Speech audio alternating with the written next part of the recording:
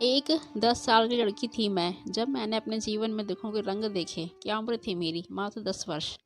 और रंग श्याम, एक मजदूर परिवार की 4 भाई बहनों में दूसरे नंबर की लड़की। बड़ी बहन दिखने में अच्छी थी, सुंदर थी, सो सबकी लाडली थी। और मैं श्यामल रंगी, इसीलिए माँ पापा मुझसे त्रस्त रहते थे। 2 भाई भी थे मेरे, जो अपना बचपना शान से जीते। जीजी मुझसे 3 साल बड़ी थी। उनसे छोटी एक और लड़की थी, जो भगवान को प्यारी हो चुकी थी। इसीलिए मुझ में और जीजी में इतना अंतर हो गया। जब सूरज डूबने पर सारी दुनिया सो जाती थी, मेरे माँ पापा की बातें सन्नाटे को तोड़ती थी, जो कभी कभी मेरे कानों में पड़ जाती थी। पापा अक्सर जीजी को बाजार दिखाने की बात किया करते थे, और माँ उनकी बातों को टालते हुए कहती थी, अभी ज़्यादा जल्दी है, अभी बाजार दिखाओगे लड़की को तो मनचाही बात ना बनेगी। लड़कियों की तो सुंदरता ही भावे है ज़माने को, और अपनी लड़की के तो भार भी ना ढंग से हुए हैं। और फिर महीने भी शुरू हो जाएं तो कुछ बात बने। उनकी बातें बात सुलभ मन को उस पर समझ नहीं आती थी, वो किस बारे में बात कर रहे हैं। कहाँ समझती इतनी की बाजार दिखाने के नाम पर हमारे समाज का विशेष तबका मजबूरी में या रिवाज के नाम पर अपनी लड़कियों को दुल्हन वाले हॉट में बेच देता है, जो या तो उन्हें ऐसे घर में पहुंचाते हैं जिन घरों में चिरागों की रोशनी मौजूद नहीं हो, या फिर उनसे खेलकर वैश्यवृत्ति के कारोबार में धकेल देते हैं। लड़कियों के जन्म पर वहाँ उत्सव इसलिए मनाए जाते हैं ताकि उन्हें आगे आर्थिक लाभ हो सके। एक दिन सुबह सुबह माँ जीजी को खूब सजा सवार रही थी। जीजी भी खूब मन से सज सवार रही थी। लाल लाल लिपस्टिक, माथे पर बिंदी, तो कानों में झुमके, हाथों में चूड़ियाँ, तो पैरों में पायल। दुल्हन की तरह श्रृंगार किया था दीदी का। दीदी को इतना सस्ता संवरता देख बाल मन भी ललचा गया। माँ से सजने की जिद करने लगी। माँ ने खिसिया कर गालों पर थप्पड़ जड़ दिए। फरमान सुनाते हुए कहने लगी, सजना संवरना तो गोरी लड़की को शोभा देता है, तुझे सच संवर का तमाशा थोड़ी ही बनाना है अपना। बाल सुलभ मन कहाँ माँ की बातों का बुरा मानता है, सो मैंने भी नहीं माना। फिर भी सच संवर कर जीजी के साथ जाने की जिद करने लगी। वहीं पैर पटक कर मैं बैठ गई और माँ पापा को गुस्सा दिखाने लगी। बाजार देखने का मुंह मन में जोर पकड़ रहा था। मेरे मोहल्ले पड़ोस की लड़कियां बाजार जाती दिखती तो थी, लेकिन बाजार से वापस आती नहीं दिखती थी। मन सवालों से घिर रहा था मेरा। जो सब वहाँ से सवर कर जाती थी, लेकिन कोई लौटकर नहीं आती थी। कितनी ही रस्में कराई जाती थी घर से निकलते समय, जैसे थापे देना समृद्धि का प्रतीक था, तो कहीं अनाज की बारिश कराना, जिससे उनके घर से जाने के बाद भी घर धन से परिपूर्ण रहे। द्वार पूजा, गौ पूजा, और सबसे अंत में मूड करना देखना। न जाने कितनी ही रस्में निभा कर लड़की जाती थी। ठाठ से सवारी निकाली जाती थी और सड़क पर जाकर एक गाड़ी में लड़की अपने पिता के साथ बैठ जाती थी। फिर लौटकर चेहरे पर प्रसन्नता के भाव रखे उनके पिता ही लौटकर वापस आते। वो लड़की बाजार की गलियों में न जाने कहाँ गुम हो जाती, और मैं सोचा करती, उसे रास्ता नजर नहीं आता क्या, या फिर कोई दूसरा रास्ता पकड़कर दूसरे रास्ते पर चली गई, किसी गुमनाम मंजिल की तलाश में। क्या बाजार की रौनक इतनी लुभावनी होती है, जो एक बार जाने के बाद वहां से निकलने का मन ही नहीं करता। मैं इन्हीं जवाबों की तलाश में अपने बालमन को भटकाए रहती, लेकिन कोई उचित जवाब नहीं मिलता जो मेरी बालमन की जिज्ञासा को शांत कर सके। अपने छोटे से घर के आंगन में पैर पटक कर बैठी हुई जब मैं चुप नहीं हुई, तो पापा ये कहकर मुझे भी बाजार ले गए। बड़ी बहन का मोह है शायद, इसीलिए जिद कर रही है। एक बार दिखा ही लाता हूँ, इससे हमें भी ये पता चल जाएगा कि छोरी को आगे पालना भी है या नहीं। उस पल मासूम मन ये सब बातें समझ नहीं आई। क्यों कहा था मेरे खुद के पिता ने ऐसा? क्या सच में वो मेरे पिता थे, या मोल लिया था मुझे? कहाँ मन इन सवालों में उलझता था। पापा की बात सुनकर मन खुशी से बावरा हो गया। अब दीदी के साथ मैं भी हाट जाऊंगी। अब मुझे पता चल जाएगा हाट में जाने वाले सभी लड़कियाँ क्यों वापस नहीं आती हैं। मैं भी थोड़ा बहुत लाली लिपस्टिक कर पापा और दीदी के साथ वहाँ से हाट के लिए निकली। रास्ते में जो भी जान पहचान का मिलता तो उन्हें मुस्कुराते हुए उत्साह उत्साह में दुआ सलाम करने लगती, हालचाल पूछ लेती। हालचाल पूछते हुए मेरी नज़र गाड़ी के दूसरे छोर पर पास बैठे जीजी पर पड़ी, जो डरी सहमी घबराई सी सिमटी हुई बैठी हुई थी। उनको देखते ही मेरी सारी खुशी फुर्र हो गई। मन में ख्याल आया, अब इस फेहरिस्त में मेरी जीजी भी शामिल हो जाएगी। बाजार की उन गलियों में मेरी जीजी भी घूमने निकल जाएगी और फिर कभी लौटकर वापस घर नहीं आएगी। सोचकर ही मन भर गया मेरा, और मैं जीजी के गले लग गई थी। जीजी भी मुझे पालने की खुशी में रोने लगी थी। ये देख पापा चिल्लाते हुए कहने लगे, ज़्यादा आंसू न बहा, नहीं तो सारा साज सवार श्रृंगार बिगड़ जाएगा, और फिर हॉट में कौड़ियों के भाव ले जाना पड़ेगा तुझे। ऐसे में बिरादरी में हमारी नाक कट जाएगी। मुझे पर चिल्लाते हुए पापा ने मुझे जीजी से अलग होने के लिए कहा, और मैं चुपचाप जाकर एक और बैठ गई। कुछ देर बाद ही पापा ने गाड़ी रुकवाई। मैंने उत्सुकतावश नजर उठा कर देखा तो वो हॉट बिल्कुल अलग जान पड़ा मुझे। वहाँ ना कोई खिलौने की दुकान थी, ना ही कोई मिट्टी के बर्तनों की सजावट भरी टपरी, ना ही कोई कपड़े लत्ते दिखाई दे रहे थे और ना ही कहीं आटा दाल का ढेर दिखाई दे रहा था।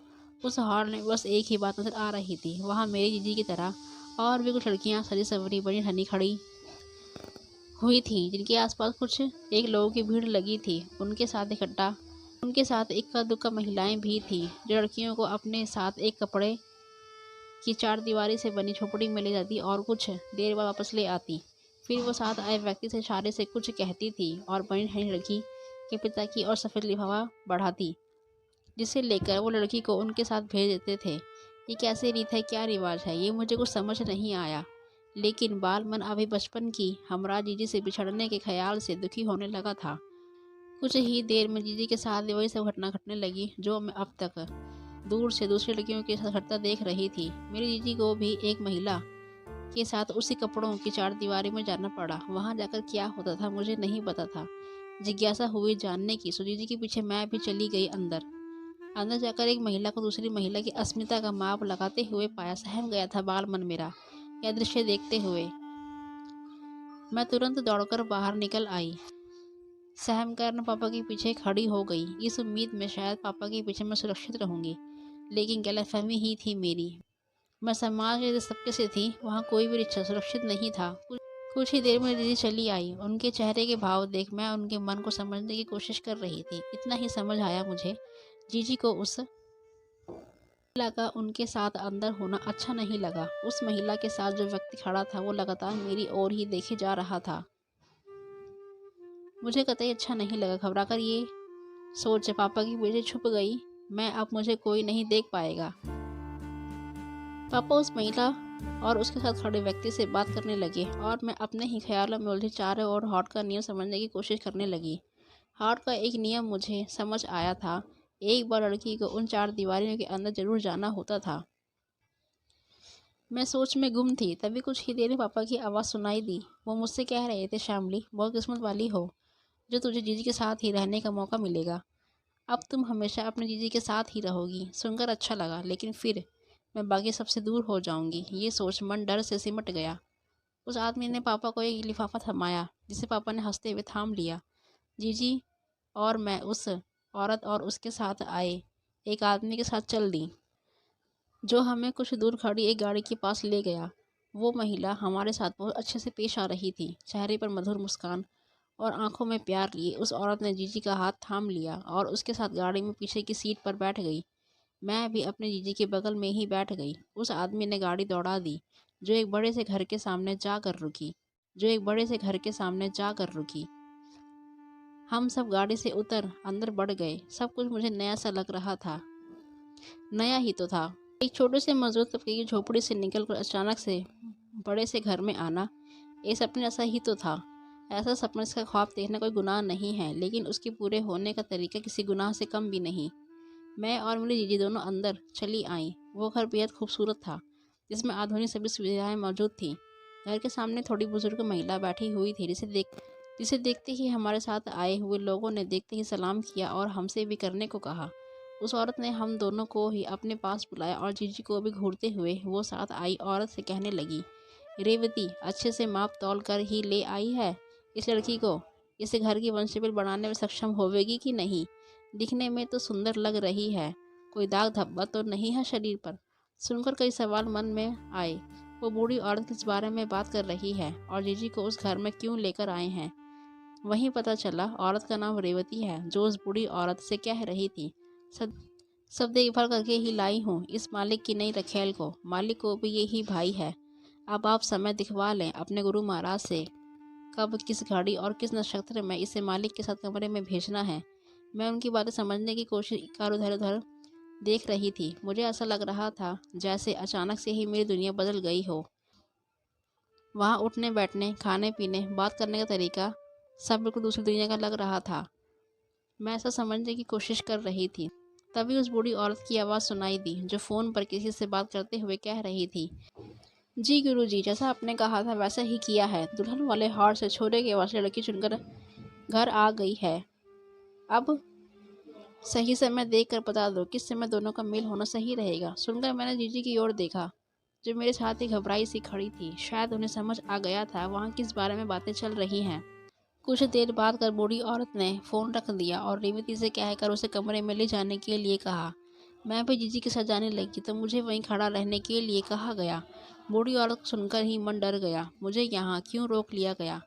मैं वहीं एक और सिमट कर खड़ी रह गई। ये जो मेरी अबूझ पहेलियों की शुरुआत भर थी। मैं वहीं खड़ी थी, तभी नज़र एक बार फिर साथ आए व्यक्ति पर पड़ी।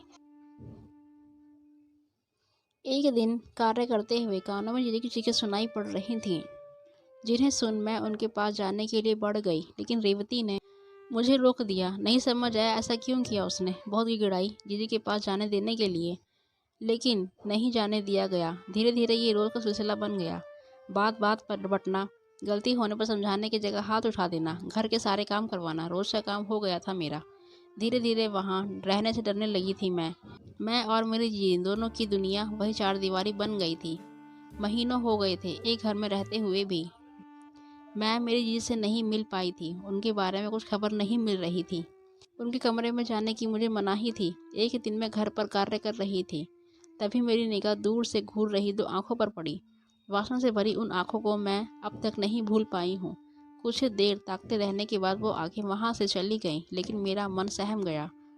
उस दिन एक बार फिर रेवती मेरे पास आई थी और मुझे बना संवारने लगी। उस समय तक इतना तो मुझे समझ आ गया था कि ये बनाव श्रृंगार यूं ही तो नहीं किया जाता है। इसके पीछे कोई ना कोई वजह जरूर होती है। मेरी जीजी को भी यूं ही बनाव श्रृंगार कर यहाँ लाया गया। उसके बाद से उन्हें कभी कमरे से बाहर नहीं निकलने दिया गया। हिम्मत कर मैंने रेवती से इस बारे में पूछा तो रेवती ने मुझे झपटते हुए कहा, तुम छोटे घर की लड़कियों के लिए सवाल पूछना उचित नहीं है। मैं चुप रह गई। नहीं समझ आया मुझे क्यों उचित नहीं है हमारा सवाल पूछना। और ये छोटा बड़ा तो घर ही होता है, इंसान तो एक ही जैसा होता है।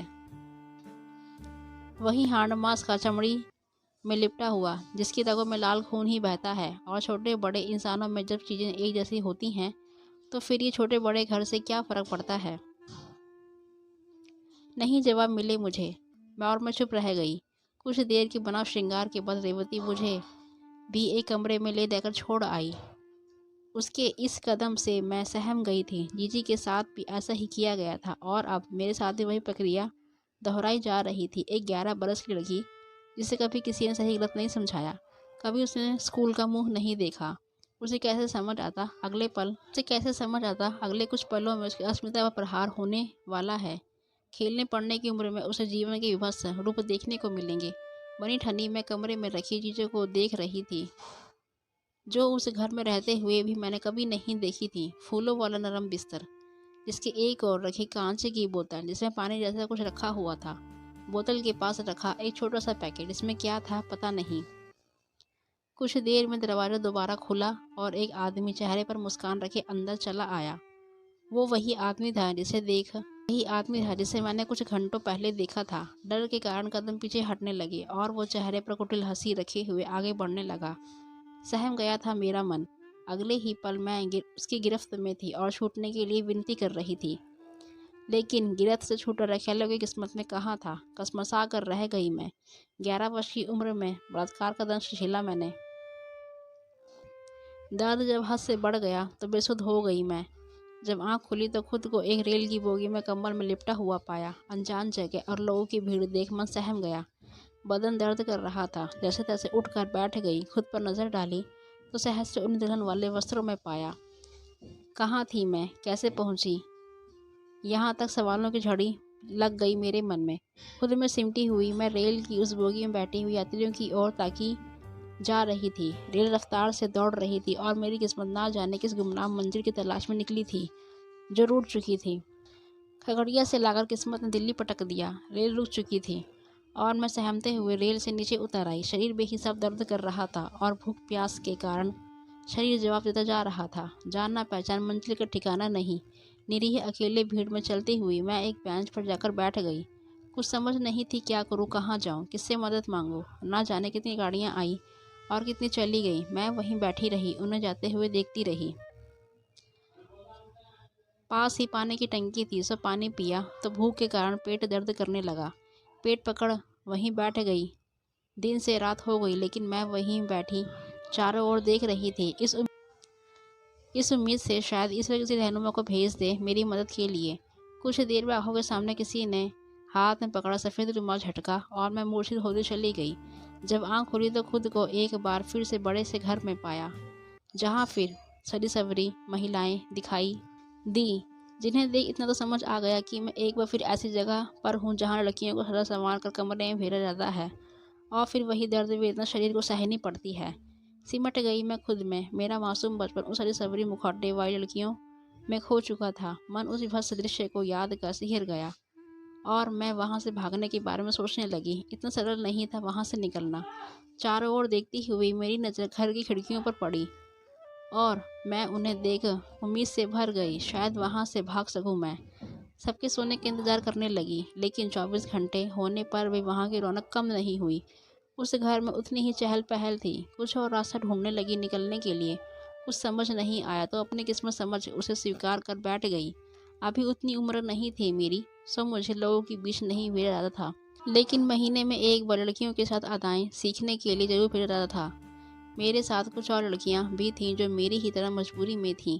उम्र बढ़ने के साथ साथ समझ बढ़ती गई। इसी समझ के साथ वहाँ से एक बार फिर लड़कियों के साथ बाहर आते समय भागने की जुगत लगाई। जब बड़ी लड़कियां अपने कार्य पर थीं और मैं उनके साथ ही लोगों से बातें करने के तरीके, चलने फिरने के तरीके सीख रही थी, तभी चुपके से एक गाड़ी में जाकर छुप गई जो वहां से निकल रहे थे। किस्मत एक बार फिर मुझे लेकर जा रही थी, लेकिन कहाँ से मैं पूरी तरह अनजान थी। कुछ देर बाद गाड़ी फिर एक घर के सामने रुकी जो दिखने में अच्छा खासा था, लेकिन ज़्यादा बड़ा नहीं था।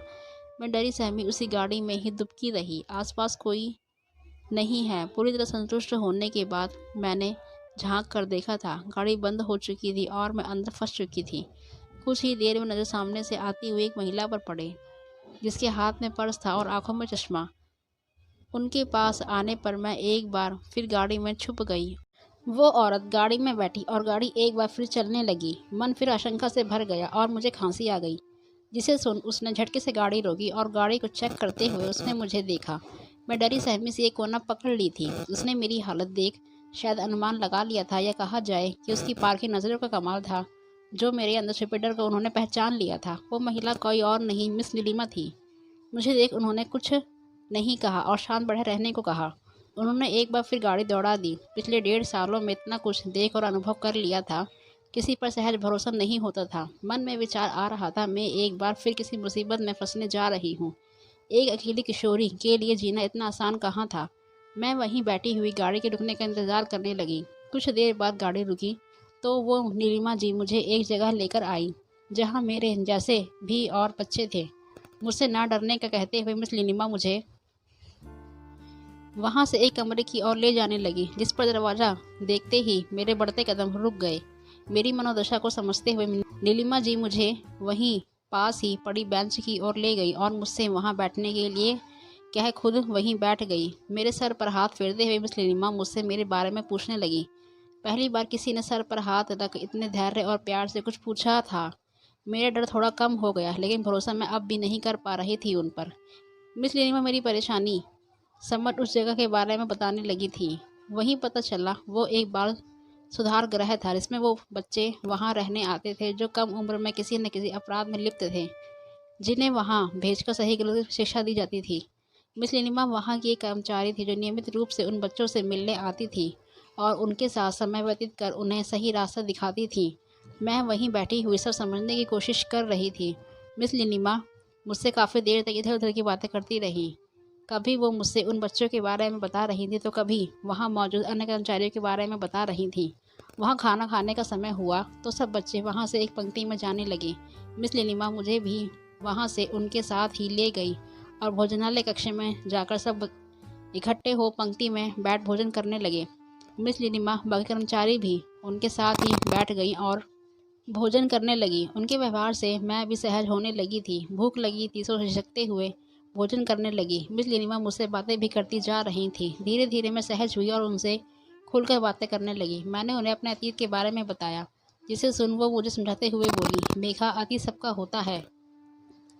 हमें उस अतीत को पकड़कर वर्तमान की खुशियों को नहीं भूलना चाहिए, बल्कि अतीत को अतीत में छोड़कर हर पल को मुस्कुराकर जीना चाहिए। मेघा नाम सुन मैं बोली, मेरा नाम मेघा नहीं श्यामली है। तो मिस नीलिमा कहने लगी, श्यामली अब नहीं रही, अब मेघा है, मेघ से शामन वर्ण वाली। मिस नीलिमा की बातों ने मुझे बहुत प्रभावित किया और मैं अपने अतीत को भूलकर आगे बढ़ने लगी। मिस नीलिमा मेरे साथ बातें करती, खेल खेलती, अच्छे बुरे रातों में पहचान करना सिखाती। उनसे मिलकर मुझे समझ आया वास्तव में माँ कैसी होती है। मैं मिस नीलिमा को माँ कहकर संबोधित करने लगी। मुझे पढ़ना लिखना नहीं आता था, सो पढ़ाई लिखाई भी करवाने लगी। धीरे धीरे मुझे पढ़ाई लिखाई की महत्ता समझ आने लगी। समय गुजरने के साथ मिस नीलिमा मुझे अपने साथ अपने घर ले आई, जहाँ मुझे पता चला कि मैं जिसकी गाड़ी में छुपकर आई थी वो व्यक्ति उनका भाई था जो उधर से गुजर रहा था। मैं मिस नीलिमा और उनके भाई के साथ रहने लगी। धीरे धीरे पढ़ना लिखना सीख गई। तब मुझे पता चला रिवाज के नाम पर जो मेरी जैसी लड़कियों के साथ होता था वो गलत था। शिक्षा की कमी के कारण विशेष तबके के लोग इस प्रथा को अभी तक निभा रहे हैं। मैंने मिस नीलिमा से इस बारे में बात की और हमने साथ मिलकर इस प्रथा के विरुद्ध उचित कदम उठाने का निर्णय लिया। जहां मैंने संघर्ष के जरिए दुल्हन वाले हाट को रोकने के लिए कोशिशें शुरू कर दी, साथ ही अपनी वास्तविकता पहचान बताए बिन मिस नीलिमा की मदद से उन सबको शिक्षा के महत्व समझाने के लिए विभिन्न कार्यक्रम चलाने लगी, जिस बारे में प्रयास अब तक जारी है। इसी उम्मीद में एक दिन हम इसमें अवश्य सफल होंगे। मेघा बेटा चलें, अब हमारी शिक्षा की जागरूकता के लिए निकालने वाली रैली का समय हो रहा है। आपने सारे बैनर और बच्चों को तैयार कर लिया है ना इसके लिए? मिस नीलिमा ने डायरी बंद करते हुए गाड़ी ड्राइव कर रही मेघा से पूछा। नीलिमा को सुन मेघा बोली, हाँ माँ, सब हो गया है। मुझे यकीन है हम मिलकर जल्द ही शिक्षा के जरिए इस प्रथा को समाप्त करने में कामयाब होंगे। नीलिमा बोली, सिर्फ प्रथा को ही खत्म नहीं करना है मेघा, हमें बल्कि लोगों में